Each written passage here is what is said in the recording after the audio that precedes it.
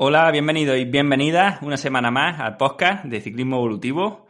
Y esta semana tenemos al primer invitado que repite. Y además, ¿qué invitado? Tenemos ni más ni menos que otra vez a Aitor Vidibay Morales. Ya lo conoceréis mucho, nutricionista, tiene su empresa, Glut for Science, y además este año está trabajando en Astana Protein como encargado de nutrición y un poco de la fisiología del equipo. Aitor, bienvenido al podcast. Hola Manu, pues muchas gracias, encantado de estar aquí otra vez. Ahí en 2019 me has dicho que grabamos, parece que ha pasado menos, pero bueno, encantado de estar aquí otra vez, así que gracias. Pues sí, 1 año y medio hace solamente y bueno, cómo ha cambiado la verdad la vida, ¿no? Desde entonces. Pues bueno, ese año que viniste estabas con el Fundación Euskadi Sí, y sí. bueno, ahora ha ido pasando de categoría a categoría, llegando al Pro Tour en esta temporada. Y Ujú. por ahí quería enfocar un poco la primera pregunta. Lo primero, ¿cómo has visto, bueno, este último año y medio a nivel personal y profesional? ¿Qué cambios has visto? Y luego, pues, a nivel, pues, más profesional, ¿qué cambios también has observado desde la categoría continental a la del Pro Tour? Ujú. Jolín, pues me dices año y medio, ya te digo, me diría que es muchísimo menos. Diría que es muchísimo menos. La verdad que el tiempo pasa súper Pues rápido sí, me he y no te das equivocado. cuenta. Sí, sí, ya te digo, digo, jo, año y medio ya ha pasado, parece mentira. Pero sí, estaba allí, además volví de vuelta a Portugal de estar y vuelta a Portugal y vuelta a Burgos, estar con los chicos de la Fundación Euskadi, Euskaltel Euskadi ahora. Y sí, sí, así que cuadra, cuadra. Y a partir de ahí, pues bueno, como dices, ha sido un viaje de locura. La verdad que hago un poco vista atrás y yo mismo me asusto de lo que está pasando y de cómo está yendo todo. Y bueno, por suerte, porque al final vamos para arriba y por suerte pues voy progresando y aprendiendo, que al final es de lo que se trata y puedo decir que acumulo experiencias chulas. Desde aquel entonces pues estuve con Euskaltel Euskadi, luego en el confinamiento fiché por el Nipo Delco, que hoy en día es, bueno, Nipo Delco One Provence, que era, hoy en día es el Delco, equipo francés continental profesional. He estado con ellos hasta diciembre y este año ya he entrado en enero con el Astana Premier Tech, el equipo World Tour, que bueno, que hemos empezado ahora un camino interesante, difícil, muy difícil, pero interesante juntos. A nivel académico también, pues hemos crecido muchísimo, pues con publicación de artículos súper interesantes que teníamos hechos. Yo personalmente me he adentrado más en este mundo bueno, pues ha sido un aprendizaje tremendo, una aventura nueva. Y bueno, a nivel personal, pues también, como ahora mismo mi vida personal está muy unida a la vida laboral, pues te puedes imaginar que el crecimiento personal también está siendo pues tremendo. ¿Eh? De cada experiencia estoy aprendiendo muchísimo bueno, eso me está llevando a crecer a nivel personal, evidentemente, ¿no? Al final soy un chico joven de 27, cumplí ayer, 25, 27 años cumplí ayer, 4 de febrero, y bueno, pues con la poca experiencia que podemos tener, pues considero que sí, en estos, bueno, año y medio diríamos, o 2 años, pues al final a nivel personal se crece muchísimo. Pues sí, sí, sin duda, desde luego, porque además tú terminaste, pues bueno, como quien dice, hace poco la universidad y ya, pues bueno, has llegado, la verdad que no sé si habrá más nutricionistas o más personas, incluso en el mundo del ciclismo, que hayan llegado tan rápido a la máxima categoría y además ya no solo pues a la máxima categoría, sino el impacto, como dices, a nivel académico y a nivel de propio blog. Luego también has estado en podcasts como el de A Cola de Pelotón, y bueno, la verdad que la gente, yo sé que mis deportistas te conocen, les recomiendo tus podcasts o los artículos que escribes y al final, pues bueno, estás teniendo una repercusión muy positiva, yo creo, en muchísima gente. Sí, bueno, no sé, la verdad que es difícil medir esa repercusión. Yo ya te digo, yo mismo me asusto de cómo va el tema. Ahora, respecto a podcast, blog y tal, llevo unos meses un poco parado porque no me da la vida, pero sí, no te voy a engañar. Al final, el abrir el espacio de Glut for Science ha sido un punto de inflexión también y bueno, no sé, la velocidad de las cosas muchas veces pues viene yo siempre digo que al final seguramente habré trabajado pues, muchísimas horas de aquel 2019 aquí y eso es lo que me ha llevado a estar donde estoy, ¿no? Más allá de la pasión o de la inquietud con la que intento hacer las cosas. Y bueno, en el ciclismo también no hay que olvidar, Manu, que yo venía, es decir, yo competí contigo precisamente, venía del ciclismo y bueno, no es que empecé en 2019 con todo, ya tienes un background que bueno, parece que he surgido de la nada en 2019, pero bueno, ya llevas un background que evidentemente es diferente contextualizarlo todo entendiendo esto, ¿no?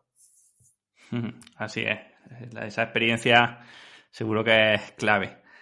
Y bueno, a nivel ya entrando un poco en el ciclismo, ¿qué cambios has visto así más importantes, aparte del aspecto, lógicamente, del presupuesto, entre, pues bueno, desde la Fundación Euskadi, que en ese momento era Continental, a Nipo Delco y ya este año en Astana? Pues es una pregunta buena, muy buena, porque, bueno, al final el cambio el principal es a nivel económico. Yo creo que eso dicta todo lo demás, porque al final los medios, pues, están determinados por el dinero que hay, el presupuesto que hay, ¿no? Pero sí que, bueno, yo por suerte he estado en un equipo que es una familia, como es la Fundación Euskadi Euskaltel. Ahí he estado con ciclistas jóvenes, con ciclistas que no tienen un peso salarial en el equipo, que no tienen victorias tampoco en las espaldas, es decir, es un grupo muy abierto, con ganas de aprender, con muchísima inquietud y que tienen todo por recorrer. Entonces eso también para ti mismo es como pues un camino abierto en el que construyes junto a ellos pues algo muy chulo, ¿no? Y de hecho ahora pues poder seguir a su lado es algo muy chulo, de jóvenes talentos. El siguiente paso del Continental profesional para mí fue ya pues profesionalizar el trabajo. Es decir, ahí ya entran idiomas, entran otras maneras de entender el ciclismo, la preparación, la nutrición. Se organiza todo mucho más. Son deportistas que llevan tiempo, que tienen unos esquemas determinados, son deportistas con presiones salariales también, con cierta importancia en el equipo por eso también. Entonces, bueno, pues es un poco ese punto intermedio entre lo que era Euskaltel y lo que es Astana. Pude trabajar muy bien, considero que me escucharon mucho, que aprendimos todos muchísimo, pero tienes ese punto de no poder moverte todo lo que quieres como tienes con Euskaltel, ¿no? O como tenía con lo que era la Fundación Euskadi. Y el último paso en Astana, pues Astana Premier Tech, pues ha sido el paso definitivo y es un poco el jugar con los mayores, ¿no? Al final aquí ya no entra solo tu conocimiento o la información que tú tienes, sino entra saber transmitirla, saber ganarte a un equipo grande, a tanto auxiliares o staff como a los corredores que tienen un peso muy importante, que es gente muy experimentada a la que le ha ido muy bien ya con sus métodos anteriores. Entonces, bueno, entras en un sistema montado, es decir, cuesta todo muchísimo más, es menos moldeable, el margen de trabajo que tienes es mucho menor. También es mucho más satisfactorio porque en realidad cuando consigues ver que una persona tan experimentada cambia y consigue mejorar a corto plazo algo, pues ya te motivas, que parece que has descubierto la pólvora, pero es complicado también pues de manejar por eso, porque al final, pues bueno, es gente experimentada con sistemas de trabajo ya muy inculcados y una estructura muy grande que tiene muchos más medios, pero otras dificultades también como las que he comentado, ¿no? Me decía el otro día que en Astana había empezado a medir cosas que no habías podido medir nunca. Y bueno, quería preguntarte un poco por eso y también dime si estoy en lo cierto, pero quizás sería como que en las categorías anteriores intenta hacer las cosas lo mejor que hay dentro de lo que se sabe y quizás ya a nivel Pro Tour incluso busca o estáis buscando investigar o avanzar un poco más, ¿no? En el ámbito de poder aún mejorar un paso más que los demás equipos. Sí, sin duda. Yo creo que no ha sido en Astana ahora al entrar cuando empezaba a medir, sino que ya veníamos de antes midiendo, pero al final de repente pasas a poder medir pues, coches de carrera, a poder medir caballos ganadores, ¿no? Entonces te da otra visión completamente diferente y yo creo que aprendes mucho más. Evidentemente, no no es que en Astana no hagamos el trabajo base y solo vayamos al detalle, ni al revés. No, yo creo que probablemente en ciclistas de muy alto nivel muchas veces se hacen peor las cosas básicas que en un chico ahora mismo de Euskaltel Euskadi, por ejemplo. Pero sí que, claro, la exigencia y lo que puedes llegar a buscar es diferente. Entonces, claro, estás ya en otro nivel de competitividad, en otro nivel de margen de error y, bueno, también eso a nivel de presión es más complicado, ¿no? Pero bueno, sí puedes medir cosas que antes no medías o prestar atención a cosas con las que antes ni siquiera te dabas cuenta, ¿no? Y eso también influye en el que estás con corredores que muchos son experimentados, son buenos, saben cuáles son las cosas básicas, saben hacerlas bien y puedes ir un poquito más allá. Estas últimas semanas te he visto un tuit, me parece que era en Twitter, hablando o midiendo la eficiencia a algunos corredores. Y la verdad que me parece un tema interesante, además que nunca se ha tocado, por lo menos en este podcast. Y me gustaría preguntarte un poco por esto. ¿Qué buscáis haciendo esas mediciones? Y bueno, si te parece, cómo podríamos explicarle a una persona que nos esté escuchando qué es esto de la eficiencia? Pues sí, es un tema que a mí personalmente me inquieta muchísimo, ¿eh? Ya estaré medio año que llevo midiendo esto de una manera un poco más sistematizada y que me empiezo a dar cuenta de la importancia de esta variable, ¿no? Y bueno, pues ahora estamos discutiéndola bastante con gente del equipo, también con gente de otros equipos que estamos todos un poco interesados en el tema.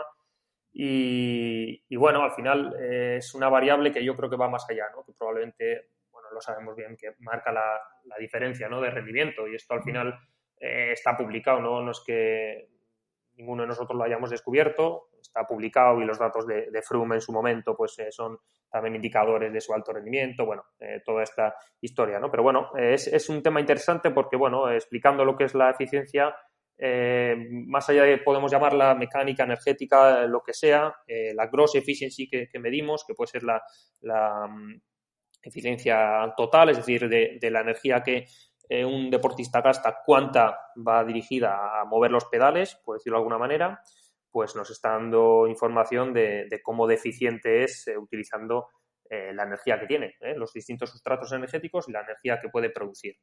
Entonces, en ese sentido, ya de una manera más específica, la gross efficiency, esta eficiencia es cuánta energía produces para mover X vatios, es decir, cuánto te cuesta un vatio, ¿no? A nivel mecánico. Mover la bici, mover una potencia determinada, un vatio, cuánta energía te cuesta, ¿no? Cuánta produces para mover ese vatio. Y eso es lo que estamos midiendo ahora mismo con el analizador de gases, con las pruebas metabólicas y eso es lo que es súper interesante y nos tiene intrigados. Para que la gente lo entienda, ¿no? Que podríamos poner símil de un coche, un Fórmula 1 que para dar, no sé, para ir a 100 kilómetros por hora puede gastar 5 litros y un utilitario pues que puede gastar 1 litro, ¿no? Un poco eso. Puedes tener muchísimo motor, pero si también tienes muy poca eficiencia, mucho gasto, al final tampoco te compensa tanto. Eso es. Y eso es un poco lo que ahora estamos no solo midiendo de esa manera, es decir, para ir a más vatios o produzco menos energía y eso es menos eficiencia, o eso es más eficiencia, perdón. No solo eso, sino que estamos intentando relacionar eso con los sustratos energéticos y ver verdaderamente, que es lo interesante, pues como cada perfil de deportista, uno más glucolítico, otro que, vamos a decir, utiliza mejor las grasas, pues es eso cómo se ve influenciado o traducido en la eficiencia. Y eso es lo que a mí me genera muchísima curiosidad, lo que me parece súper interesante. Sí, una cosa curiosa de la eficiencia, que además lo veía en tu gráfica, es que al contrario que pasa con otros indicadores de rendimiento, conforme va aumentando la intensidad, normalmente iba aumentando también la eficiencia del deportista, ¿no? Sí, no lo sabemos, o yo personalmente no lo sé muy bien, ¿eh? Yo no estoy leyendo mucho sobre el tema porque me baso sobre todo en las pruebas que nosotros hacemos, pero de manera general sí que se ve que bueno, la eficiencia energética está relacionada con esas intensidades donde el deportista o ha entrenado más y es mejor, y hay ciertas intensidades donde creemos que somos muy eficientes y sin embargo luego no lo son, ¿no? No se muestra. Por ejemplo, la zona FatMax. Creemos que esa zona es súper eficiente y muchas veces yo estoy viendo distintas eficiencias en torno a esa zona que no siempre son las mejores, ¿no? De manera general también luego a una intensidad muy alta la eficiencia suele bajar ya una curva que se ha documentado esto sí bien en la evidencia científica, pues a partir de una intensidad donde ya no es estable, vamos a decir, a nivel metabólico, pues esa eficiencia suele bajar, ¿no? Pero eso es lo que yo tampoco te sé responder muy bien, porque lo estoy un poco investigando, además en el ejemplo, o sea, en el estilo más puro que pueda haber, yo creo, porque es simplemente analizando lo que yo tengo y ya está. Me estoy fijando muy poco en la bibliografía científica, pero bueno, espero que en un tiempo pueda, no sé, pues saber más, porque me inquieta mucho. Desde luego es apasionante el tema. Además, bueno, haciendo un poco honor al nombre del podcast, sí que había también, ahora no sabía decirte quién era el autor, si Lieberman o algún otro, pero sí que documentaban que corredores pues de tribus africanas, ¿no? O con estilos de vida más ancestrales, sobre todo que tenían restricciones calóricas importantes, demostraban una eficiencia mucho mayor que atletas, por ejemplo, europeos, ¿no? Y eso también es interesante. Sí, eso es, efectivamente, esos artículos que han estudiado pues los factores determinantes del rendimiento de atletas kenianos o etíopes, pues claro, han visto esa eficiencia es mucho mayor, ¿no? Y probablemente pues lo que dices tú, al final bueno, esa restricción y esa necesidad de movimiento y estar en movimiento toda la vida, cosa que no pasa en Occidente, pues genera unas adaptaciones a nivel metabólico que luego pues se pueden ver reflejadas en la eficiencia. Eso es lo que yo no lo sé bien, eso es lo que la oxidación de sustratos no sé si se une de una manera tan directa como creemos o no a la eficiencia. Eso es un poco lo interesante del tema, de ir un paso más allá. Y ya para terminar con este tema, quizá la pregunta que todo el mundo se esté haciendo es, ¿podemos mejorar esta eficiencia y cómo? Sí, bueno, pues eso también mi respuesta aquí no creo que sea de un valor añadido. Al final yo no sé nada diferente a lo que otros saben. De manera general se entiende y está bien demostrado que la eficiencia aumenta con el entrenamiento, con el tiempo en esa zona. Bueno, los deportistas con mayor eficiencia en X zona son los que más tiempo acumulan en esa zona. Entonces, es entrenar mucho, entrenar mejor en esa zona, ¿no? Eso yo, ya te digo, no es que valga mucho mi respuesta aquí, porque lo primero porque no lo sé bien y lo segundo porque no simplemente me baso en lo que hay, ¿no? Eso es lo que ahora mismo yo también pues estoy intentando medir y estoy intentando evaluar. A ver, también no solo desde el entrenamiento, sino con el impacto de la nutrición y del control también de variables fisiológicas, pues podemos mejorar. Genial. Bien, Aitor, es una de las cosas que en principio pueden ayudar a esta eficiencia, ¿no? Aunque no lo sabemos, o por lo menos a rendimiento seguro, son las adaptaciones metabólicas. Y un poco por este término te quería preguntar, ¿vale? Bueno, ¿a qué adaptaciones nos referimos cuando hablamos de adaptaciones metabólicas? Y dentro de estas, la biogénesis mitocondrial o el aumento de este nivel de mitocondrias, ¿qué influencia tiene en el rendimiento? Pues hablar de adaptaciones metabólicas es hablar de algo muy, muy amplio. Al final, adaptaciones fisiológicas, por ejemplo, ¿y qué son? Joder, pues al ejercicio físico, al entrenamiento, hay muchísimas, ¿no? Es hablar de algo muy ambiguo y muy amplio. De adaptaciones metabólicas, desde luego, normalmente hablamos lógicamente, del uso de los sustratos energéticos y está relacionado con esa flexibilidad metabólica, que es la capacidad de utilizarlos de la mejor manera posible en el rango más amplio de intensidades, ¿no? Entonces, en todo este papel no hay que olvidar que las adaptaciones metabólicas no están relacionados simplemente con usar bien la glucosa o simplemente con usar bien los ácidos grasos o los triglicéridos intramusculares, etcétera. No tiene sentido hablar solo de un sustrato energético. Hay que englobarlos dentro del uso, de la utilización de los dos. Por eso es por lo que muchas veces pues, nos hemos metido en discusiones o en debates de si la dieta low carb o no low carb o tal, es decir, mejorar a nivel metabólico no es mejorar un sustrato, eso no es ser más flexible a nivel metabólico, eso es precisamente ser más inflexible. Ser más flexible a nivel metabólico será probablemente mejorar los dos sustratos energéticos y sus vías metabólicas, ¿no? Entonces, dicho esto, evidentemente en un deporte de resistencia como el ciclismo, la mitocondria, bueno, es lo que va a marcar la diferencia sin duda. Yo creo que es el último factor limitante, porque, bueno, podemos hablar de otras, sí, de la fuerza a nivel neuromuscular, todo evidentemente hay que tenerlo en cuenta, pero al final la producción energética es determinante en un deporte de resistencia, ¿no? Entonces, la mitocondria es ese lugar, ese orgánulo en la célula donde se genera la energía de una manera oxidativa, en presencia de oxígeno, y es donde pues, se oxidan mediante la oxidación tanto de la glucosa como de los ácidos grasos, aminoácidos, etcétera, pues se consigue la energía. Entonces, cuando hablamos de biogénesis mitocondrial, se trata de mejorar tanto la calidad, la funcionalidad de la mitocondria, como el contenido. Esto tampoco está del todo establecido, pero bueno, desde luego la funcionalidad mitocondrial es la mejora de esta capacidad, lo que hablamos como biogénesis mitocondrial, ¿no?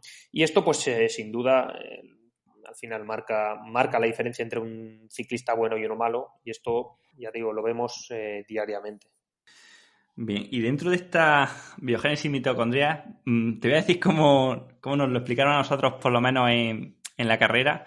Se nos decía que el entrenamiento de baja intensidad y larga duración aumentaba la cantidad o la masa mitocondrial, mientras que el entrenamiento de alta intensidad mejoraba la funcionalidad de estas mitocondrias. ¿Qué hay de cierto en esto? Y bueno, sobre todo yendo un poco más allá, pues bueno, ¿qué estrategias tenemos, por lo menos a nivel de, si quieres primero, de entrenamiento, para mejorar esta masa mitocondrial? Bueno, esta funcionalidad. Pues no lo sé bien. Yo tampoco no me dedico al entrenamiento como tal de una manera en el que pueda decirte he sacado esta conclusión o no. Desde luego yo creo que la mitocondria funciona por estímulos, como cualquier otro mecanismo del cuerpo. Entonces, en la mitocondria hay dos posibles estímulos, así lo entiendo yo, y que interesen. Uno puede ser el lactato, sabemos que puede ser un señalizador de toda esa maquinaria de biogénesis mitocondrial, y la otra son los ácidos grasos. Entonces, podríamos mejorar su función de ambas mediante ambas metodologías, ¿no? Sí que es verdad que bueno, no es tan fácil, hay mucho más, ¿no? Por una parte, el entrenamiento de alta intensidad nos va a generar muchísimo lactato. Al final, ese lactato, de alguna manera, tendremos que obligarlo a oxidar y enseñar a la mitocondria a oxidar ese lactato.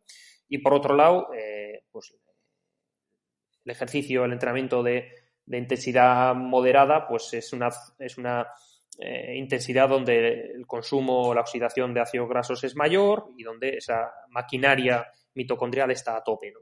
Entonces, probablemente sea toda una combinación de ambos trabajos, ¿no? Desde luego, y aquí, pues alguna vez, por suerte, porque esto sí que es una suerte tremenda, he podido hablar con Íñigo San Millán, preguntarle cosas, intentar, pues eso, contagiarme de lo que él sabe, y bueno, puedo estar y estoy de acuerdo porque lo veo también diariamente con los deportistas que el entrenamiento en esa zona FatMax un poquito más, me da igual llamarle Z2, Z lo que sea, es probablemente el mayor estímulo a nivel de cantidad, de volumen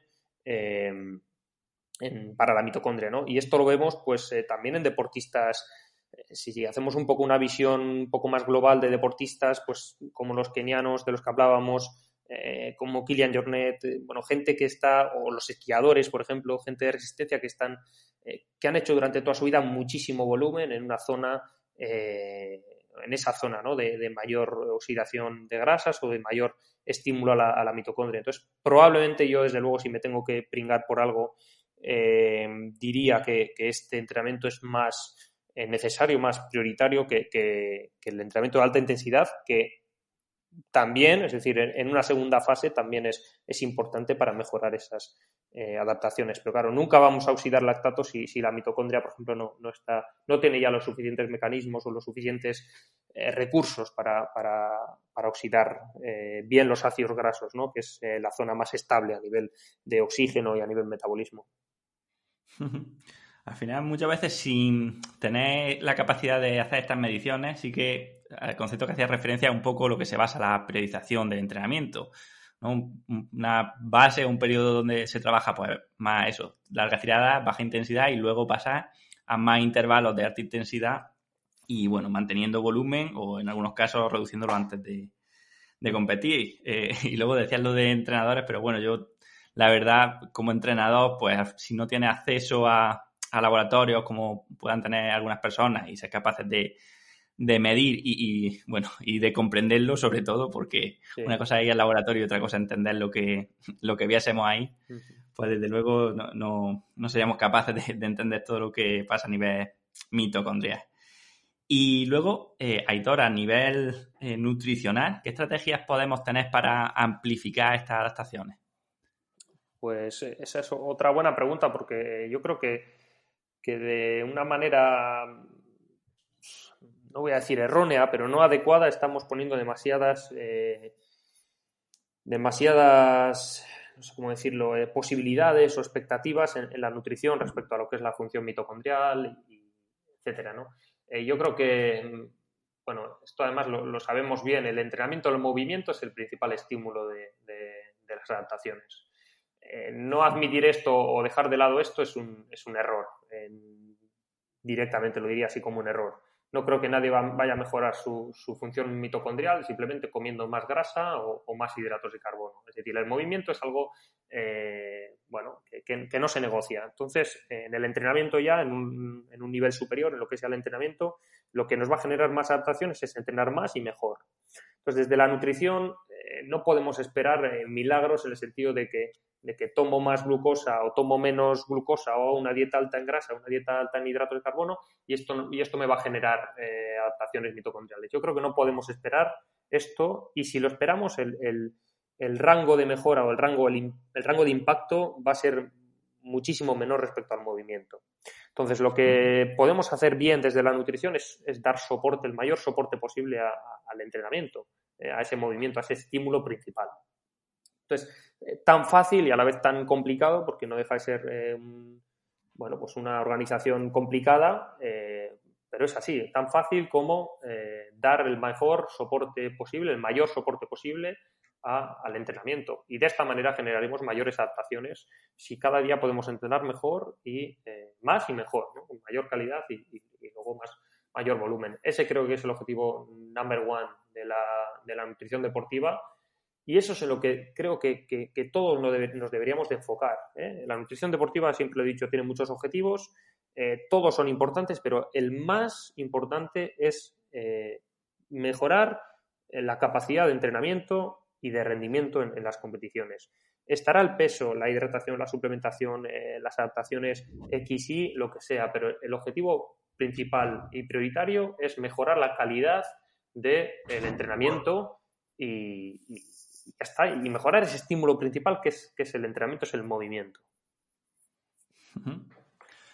Muy interesante. No sé si te he respondido, porque a partir de ahí, sí, respondiendo más concretamente la pregunta, pues yo creo que la mejor manera de mejorar la capacidad de entrenarse es el método en el que llevamos tiempo ya trabajando, que es el método del entrenamiento del sistema digestivo. Por supuesto, hace falta una periodización de nutrientes, hace falta pues una organización inteligente de todos ellos, pero yo creo que centrándonos en el entrenamiento del sistema digestivo, todo es mucho más fácil. La calidad de los entrenamientos sube de una manera significativa respecto a si no lo hacemos así. Entonces, yo creo que esto es el principal método, la principal estrategia para ello. Luego podremos discutir del train low, que es con mayor disponibilidad o menor de glucógeno, cómo hacerlo, cómo no, si eso me da a mí un mayor estímulo o menos, pero desde luego lo que yo creo que es no negociable o innegociable es el comer durante la bici. Creo que me estoy dando cuenta que a veces estoy más convencido además que es lo que mayor ganancia nos da a nivel de mejorar nuestra calidad de entrenamiento.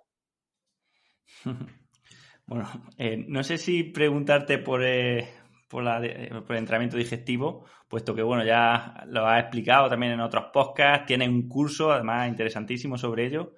Y si no, pasar un poco también a hablar de la nutrición fuera de la bicicleta. No sé si eres partidario de tener, pues eso, algunos días donde bajar la carga de carbohidratos, por ejemplo, para días de paseo, rodajes muy suaves, o ya por el contrario, intentas meter altas cargas de hidratos casi cada día en función del entrenamiento.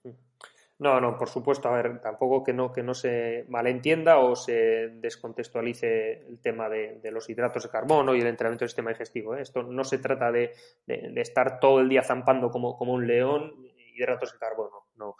Evidentemente periodizamos la nutrición, evidentemente soy partidario de manejar los nutrientes, los hidratos de carbono en función de las demandas. Por supuesto que las cantidades de hidrato de carbono necesarias para un día de hora y media no son altas, entonces no tiene sentido ingerir altas cantidades de hidrato de carbono esos días. Si bajamos los hidratos de carbono tenemos que hacer otros reajustes tanto con la proteína como con la grasa, entonces probablemente esos días aumente la grasa y aumente la proteína. Por supuesto que hay días en los que hacemos 4 horas a una intensidad baja, en los que los hidratos de carbono tampoco tienen una importancia prioritaria. Es decir, todo esto evidentemente se organiza y se periodiza en torno a los objetivos de cada entrenamiento y de cada sesión, semana o micro, macrociclo, ¿no? Pero yo creo que hay algo que no es negociable y es la ingesta durante el ejercicio, ¿eh? Y bueno, pues independientemente de cómo se manejen los nutrientes fuera de la bici, en la bici, yo creo que el comer siempre nos puede sumar, ¿eh? En muchas distintas, en muchos distintos objetivos siempre nos puede sumar. Pero bueno, sí, por supuesto que periodizamos esta nutrición, por supuesto que no es lo mismo un día de 4 horas con intensidad muy alta que un día de 4 horas en un ritmo sostenido, a una intensidad baja media y un día de descanso, por supuesto. Muy bien. Dentro de la ingesta de alimentos durante el entrenamiento, muchas veces la gente tiene dudas, ¿no? De cuánto comer, cada cuánto tiempo. Y claro, hay mucha gente también que se pierde si hablamos de gramos o de intensidad. Entonces, podríamos decirle algunas pautas así simples en plan, pues bueno, no sé, 40 gramos de carbohidratos cada media hora o algo del estilo para que la gente por lo menos lo pueda, digamos, tener unas pautas correctas dentro de que no sean perfectas. Sí, yo creo que bueno, el mayor error dentro de la nutrición deportiva es obviar esto, ¿no? Durante el ejercicio. Entonces, cualquier persona que empiece, esto lo he dicho 1000 veces, cualquier persona que empiece de cero, con cualquier avance es muy bueno. Cualquier avance va a sumar muchísimo.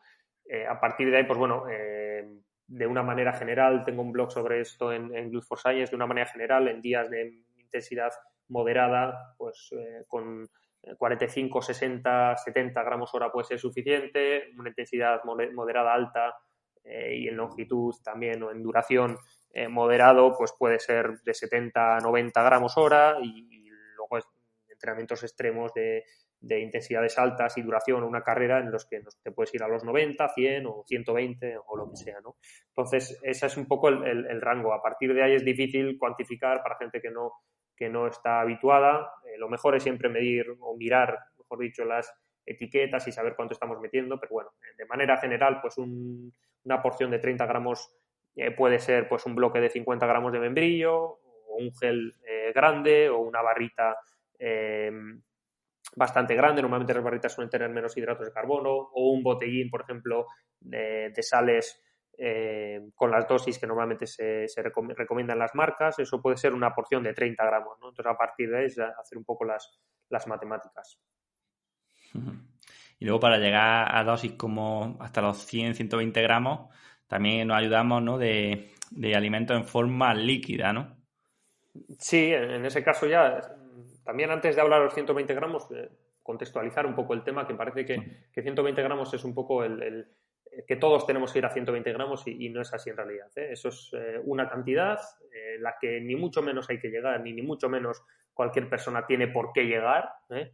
Es como si ponemos las 6 horas de entrenamiento y ahora todos tenemos que hacer 6 horas de entrenamiento todos los días. Eso no es así, ¿eh? Entonces, 120 gramos es una cantidad que nosotros hemos visto pues que sí, que puede ofrecer otros efectos adicionales a otra ingesta alta como son los 90 o los 60, una ingesta media baja, pero que no es el objetivo de una persona, vamos a decir, amateur, creo yo, desde mi punto de vista. Tampoco un deportista profesional, más que en momentos determinados, etcétera. Pero bueno, para llegar a esas intensidades, cantidades de hidrato de carbono, es evidente que hay que hacer una ingesta muy alta de alimentos, lo más digeribles posible. Entonces, pues suele ser con geles, suele ser con bebidas muy concentradas, es decir, llegar a 120 gramos hora con plátanos, te tienes que tomar 6 plátanos en una hora. Llegar a 120 gramos hora con lo mismo, con una barrita de estas del supermercado, pues lo mismo, te tienes que tomar 6, 7 barritas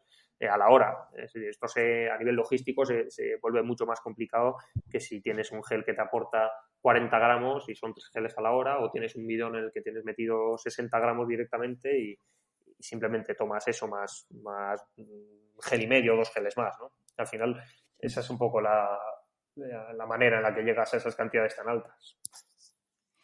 Perfecto, y todo. Para terminar con esto, me gustaría preguntarte un poco, porque imagino que habrás visto de todo. Y bueno, aunque sobre todo has trabajado con profesionales, ¿cuáles son los errores así más comunes o más grandes que has visto en deportistas? Pues sobre todo de la nutrición que traían de casa, en fin, un poco de la nutrición de ellos. El primero, el más importante, ya lo he comentado, ¿eh? Yo creo que la ingesta durante el ejercicio siempre se menosprecia, siempre. A partir de ahí también hay un miedo a la ingesta, no voy a decir de hidratos de carbono, no, sino energética, de manera general. Creo que muchos comen muy poco, sobre todo los experimentados creo que se come muy poco. Y luego en la gente joven al revés, muchos comen de más. Pero bueno, el de más pues tiene un efecto bastante visible que al final es la ganancia de peso, de masa grasa. Entonces eso, pues bueno, lo controlamos mejor. Pero el comer de menos muchas veces no se relaciona con ser, bueno, el cuerpo lo compensa de otra manera y vienen problemas ahí, ¿no? Y luego siempre lo he dicho, la hidratación creo que es un factor que no se le da la especial atención y bueno, pues, más de una vez he dicho que es un punto débil, no solo en la bici, en los entrenamientos, sino también en el día a día, es decir, fuera de la bici, el ritmo, la pauta de hidratación que hay no suele ser la adecuada, ¿no? Eso es lo que yo me he estado dando cuenta, más allá del sobreuso de suplementos y de varitas mágicas que bueno, pues que nos pone súper cachondos, voy a decir, que mejore el rendimiento, pues unos polvos, una pastilla, ¿no? Pero bueno, nada más lejos de la realidad, pues son pequeños detalles, ¿no? En realidad. Pues genial y todo. Cambiando un pelín de tema, me gustaría preguntarte, porque además te hemos visto ayudando a Kilian Jornet en el reto de las 24 horas. Uh-huh. Y bueno, lo primero preguntarte por la experiencia, cómo es trabajar pues con un ídolo así. Yo creo que es el ídolo de casi todos. Y luego, pues bueno, qué retos o qué complejidades te ha supuesto a nivel o como nutricionista, pues preparar una prueba tan extrañas para los que venimos de ciclismo, ¿no? Pues como reto, o sea, perdón, como experiencia increíble. O sea, te puedes imaginar, yo todavía prácticamente ni me lo creo, ¿no? Ha sido algo súper chulo, súper enriquecedor, aprender con un deportista de ese nivel y ha sido la bomba. Para mí ha sido increíble tener esa oportunidad. Luego sí que, bueno, a nivel de reto es un reto mayúsculo, no solo por el reto en sí, que al final son 24 horas corriendo y lo que supone, que es una locura, sino porque, bueno, pues al final tú intentas ahí aportar a un deportista que es muy inteligente, que sabe muchísimo de su cuerpo y bueno, pues tienes muchas variables y muchas cosas que tener en cuenta, ¿no? Entonces, también ha sido al mismo tiempo súper fácil, porque al final con una persona tan inquieta es súper fácil y súper agradecido trabajar, pero bueno, pues por las dimensiones también pues es un reto complicado. Pues, Aitor, para terminar, la verdad me gustaría preguntarte sobre qué tema o por qué, digamos, por qué camino crees que va a ir el futuro en cuanto al tema del rendimiento deportivo y sobre todo, cuáles de ellos te interesan más ahora o en qué aspectos quieres enfocarte más en cuanto a tu investigación, en cuanto a tu trabajo de cara a los próximos años. Jolín, pues ahí me pillas un poco. Hay un tema que a mí además me pilla mal porque no soy ni bueno ni en realidad lo termino de entender, que es pues todo lo que la informática puede hacer por mejorar o predecir o monitorizar el rendimiento, ¿no? Entonces yo creo que hay unas posibilidades increíbles bueno, pues ya estamos viendo en Twitter además hay mucho este debate de la inteligencia artificial, de la creación de softwares que nos mejoren, que nos predigan cosas, es decir, bueno, eso creo que es un futuro ya presente que probablemente pues nos abrirá las puertas de otro, pues de lo que fue, por ejemplo, el potenciómetro en su momento en el ciclismo, pues de otra manera de entender el entrenamiento, la nutrición, todo en general, ¿no? A nivel más científico, yo estoy muy obsesionado con la ingesta durante el ejercicio y las posibilidades que esto nos da, ¿no? Entonces, todavía hay muchísimo camino que hacer, no sabemos prácticamente nada. La gente, o tú mismo, Manu, me preguntas sobre los 120, el artículo. En realidad no sabemos nada. Es un artículo o dos artículos sobre el tema. Nos falta muchísimo por aprender, más allá de nuestra experiencia, pero creo que hay muchísimo por conocer ahí en oxidación, en combinaciones de azúcares y sobre todo en cómo esto a nivel metabólico pues nos ayuda, ¿no? Un punto de inflexión puede ser la medición de ciertas variables fisiológicas de una manera válida, pues cosa que ahora mismo no podemos tener, puede ser, ya lo sabemos de sobra, ¿no? La medición del glucógeno, la medición del lactato, la medición de distintos minerales, por ejemplo, en sudor, todo eso son cosas que nos van a abrir otra nueva dimensión y bueno, otro de los aspectos que también he comentado es la posible las nuevas tecnologías en torno al metabolismo, que es la metabolómica, luego ya están trabajando en Estados Unidos y en otras universidades, pues de una manera brillante, diría yo, porque al final te abre unas posibilidades de hacer un mapa metabólico de un deportista y te da unas posibilidades tremendas a la hora de ver qué impacto está teniendo una intervención en esto, ¿no? Así que eso es lo que yo creo, más allá de otras pequeñas cosas, por ejemplo, con la suplementación, pues los efectos sinérgicos entre distintos suplementos, cosa que no está del todo investigada. Yo ahora mismo a nivel personal con el analizador de gases, pues el cómo podemos mejorar pues esas adaptaciones mediante la nutrición, el entrenamiento. Es decir, yo creo que cosas por explorar siempre van a ser infinitas, pero pues me quedo con esas que te he dicho al principio, que creo que pueden ser las que más impacto tengan, ¿no? Al fin y al cabo. Bueno, para pillarte desprevenido, la verdad que nos has dicho... Sí, al final me he ido motivando al final, sí, me he ido motivando y mira. Sí, veo que estás con muchas ganas de seguir mejorando, evolucionando y además estás en el sitio o en uno de los mejores sitios para ello. Y no sé si te voy a volver a pillar, pero para terminar me gustaría, pues bueno, que nos contases dónde pueden encontrarte y también terminar con una canción que te guste el podcast, que nos diga una. ¿Dónde me pueden encontrar? Es sencillo, en la web GLUT4Science, con el número en medio, GLUT4Science.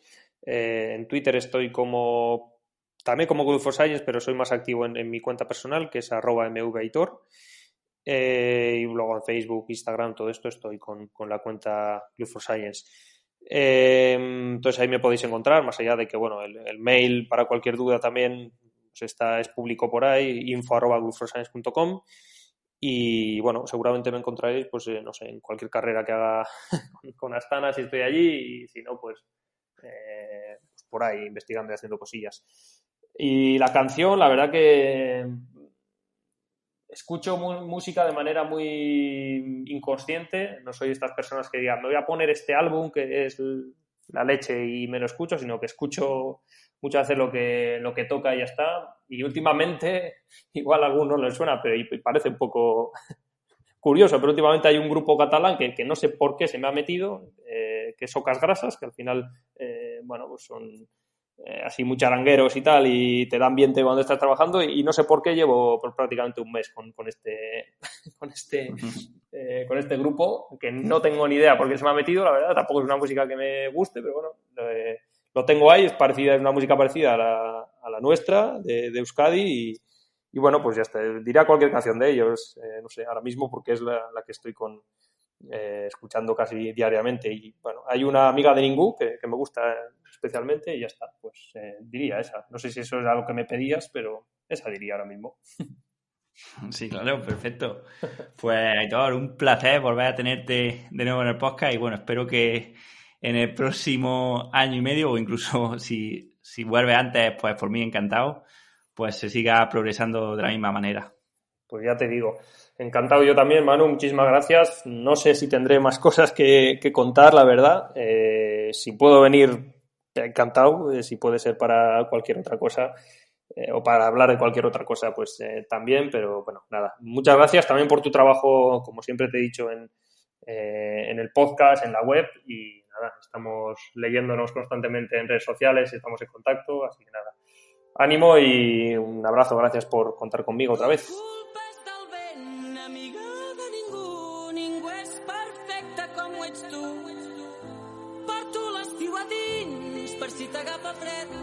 Busco el somriure etern en els teus ulls.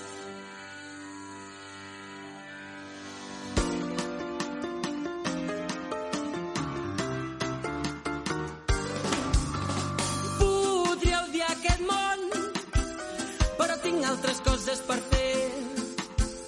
No m'agradaria pensar que no hi vaig fer res. Podria odiar-te tu, podria odiar-me a mi, podria odiar-ho tot, així perquè sí, però no tinc prou temps i no ho puc fer tot. He d'anar a comprar i arreglar el jardí. Tanta mala llet no és bona per ningú. Que sí, que sé que sempre hi som a temps de llepar les parets. Tot el que no faig bé, el que faig malament, explica-m'ho demà. El que creus que he de fer, el que creus que és millor que ho facis tu. No et facis tan al fort, aviat t'hi acabaràs perdent les forces.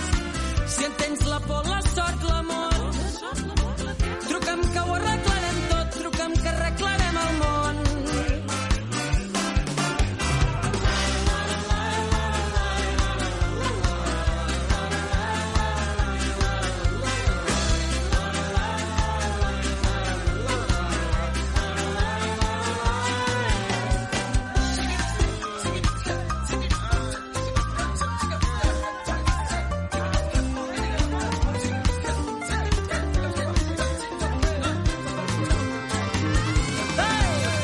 Podria ser com tu, però ja tinc prou feines en ser jo. Tot el dia pensant en qui és millor i som com som. Podria ser en Simón, el del pavelló. Podria ser un cinglot, però no ho soc. Sempre hi ha un demà per fer-ho millor. La culpa és del vent, amiga de ningú. Ningú és perfecte com ho ets tu. Porto l'estiu a dins per si t'agafa fred. Busco el somriure etern en un vespre als teus ulls.